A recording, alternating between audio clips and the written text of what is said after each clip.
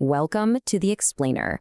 So today, we're diving into some absolutely dense and chilling legends.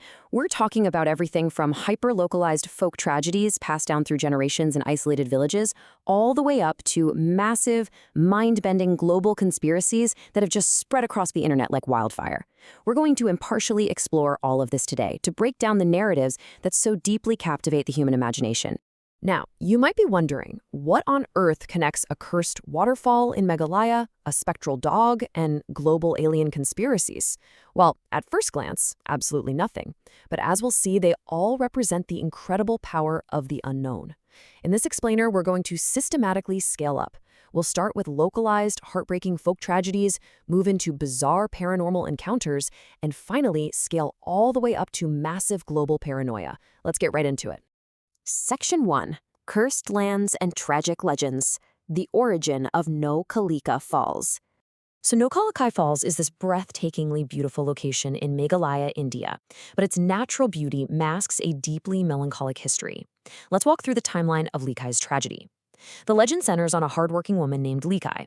To provide a better life for her young daughter, she married a second time. But her new husband harbored this deep, twisted jealousy toward the child. According to the folklore, one evening, Likai returns from the fields to find her house uniquely lit. Her husband had placed these red lanterns out to welcome her, one outside, one in the kitchen. He'd prepared a lavish meal of meat and rice. It was only after she ate and went to wash her hands that she found a horrifying scene, a bowl filled with blood and inside her baby's tiny fingers. The meal she had just consumed was her own daughter. Numb with the despair we honestly can't even fathom, Likai ran from the house and threw herself right off the nearby waterfall. And this brilliantly illustrates how a human tragedy transforms into a cursed landscape over time. The folklore claims that today, the falls actually carry a dark phenomenon known as the suicide urge. Locals report that even perfectly happy people who step into the radius of the waterfall suddenly feel this overwhelming supernatural pull to jump. According to the stories, visitors look down at a specific rock at the bottom of the falls and literally see the image of their worst fears, or maybe their lost loved ones, driving them into despair. It's a chilling psychological legend directly tied to a physical place. Section 2. Spectral Pets and Guardians. Dogs from Beyond the Grave. Okay, so what happens when the paranormal intersects with man's best friend? Do dogs serve a purpose in the afterlife? Let's contrast two entirely different types of spectral dogs. First, we have Shrew, a village dog adopted off the streets. According to the source, jealous neighbors launched a black magic attack in the form of a cursed bird against Shrew's family. Shrew supposedly intercepted it, absorbing the deadly curse to protect his owner, and died. Yet locals say his spirit still guards the empty house today. Then, on the complete opposite end of the spectrum, we have a totally different scenario, a Great Dane acting as a trapped debt spirit. The story goes that a deceased man owed a specific financial debt to a family friend. Because he died with this unpaid debt, his soul was allegedly trapped inside the friend's normally aggressive Great Dane, rendering the dog incredibly docile and lethargic. But here is the absolute kicker. Years later, the deceased man's son visited this family. That night, the deceased father appeared in the son's dream, pleading with him to pay off the exact debt he owed. The very next morning, the son transfers the money online, clearing the ledger. And here's the chilling detail from the source. That perfectly healthy Great Dane died that exact same evening. The heavy implication here is that the father's soul was finally freed the exact moment the monetary debt was settled.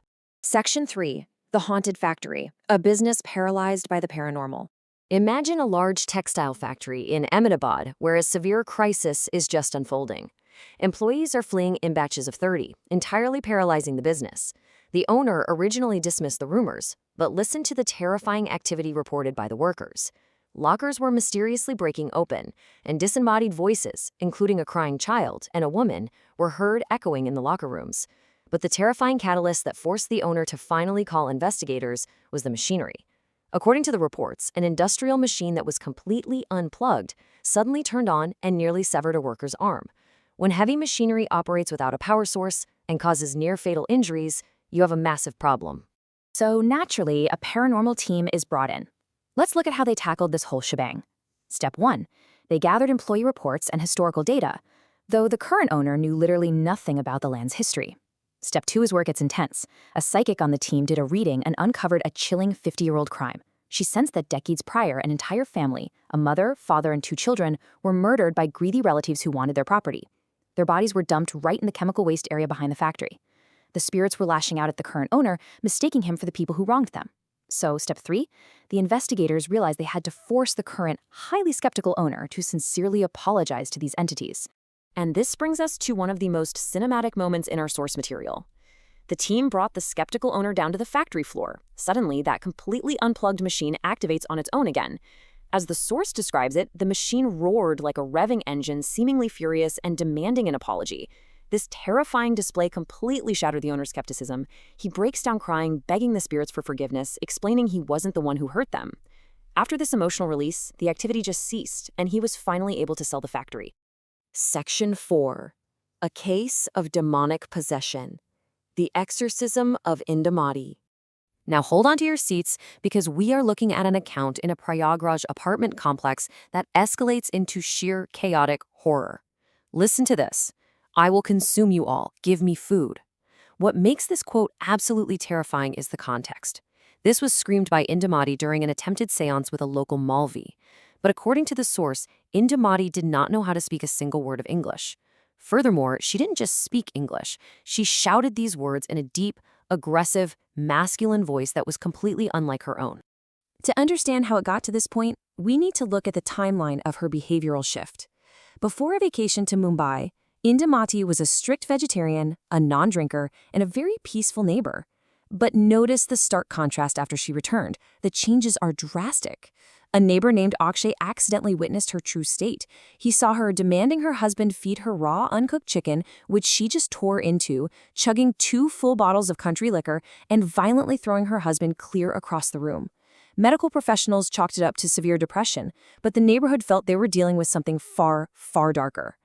This all culminated in a frantic trip to the Mehandipur Balaji temple, a famous site in India for exorcisms, as suggested by a wandering sadhu. The process was utterly chaotic. Indamati had to be bound tightly in thick iron chains, but with unnatural strength, she broke those chains and violently attacked the priests. Finally, during the intense ritual, the possessing entity revealed itself. It claimed to be the spirit of a deceased man from Mumbai named Deshpande. Because he died suddenly without proper rites, his spirit latched onto Indamati during her trip. The most horrifying revelation: Deshpande loved meat and alcohol, and the temple priests claimed he was the entity physically causing Indamati's tragic miscarriages. Section 5. The Reptilian Alien Conspiracy. Global Paranoia. Okay, let's take a collective deep breath. We are shifting from local possessions to a massive global scale to take an analytical look at one of the most mind-bending theories out there. The reptilian conspiracy is the theory that shape-shifting reptilian humanoids secretly rule global institutions.